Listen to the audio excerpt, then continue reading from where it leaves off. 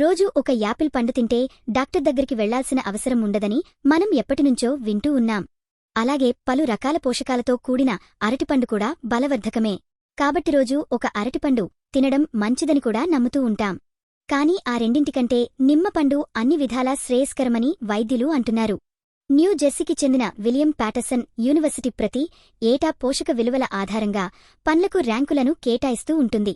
అలా ఈ ఏడాది పోషక సాంద్రత, యాంటీ ఆక్సిడెంట్ల పరిణామం, ఆరోగ్య ప్రయోజనాల ఆధారంగా 41 రకాల పండ్లను విశ్లేషించి అన్నిటికంటే నిమ్మపండు ఆరోగ్యకరమైన తేల్చింది.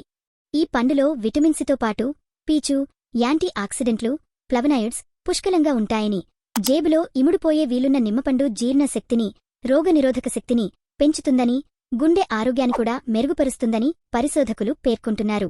నిమ్మ పండు పుల్లగా ఉంటుందనే విషయం మనకు అందరికీ తెలుసు. ఇది ఆమ్ల గుణాన్ని కూడా కలిగి ఉంటాయి కాబట్టి నిమ్మ రసాన్ని శరీరం శోషించుకున్నప్పుడు శరీరం మీద క్షార ప్రభావం పడుతుంది.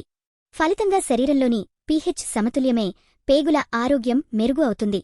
నిజానికి నిమ్మపండు కలిగి ఉండే ఆమ్లత్వం కూడా మేలు చేస్తుందని, వీటి పుల్లదనం వల్ల రోగ నిరోధక శక్తి కుదుపునకు గురై అప్రమత్తం అవుతుందని కూడా పరిశోధకులు అంటున్నారు.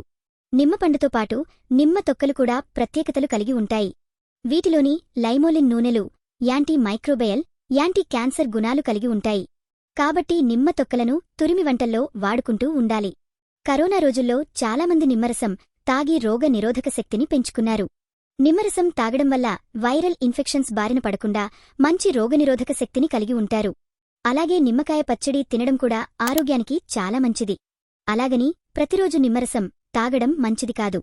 మధ్య మధ్యలో కొన్ని రోజులు విరామం ఇచ్చి తాగాలి.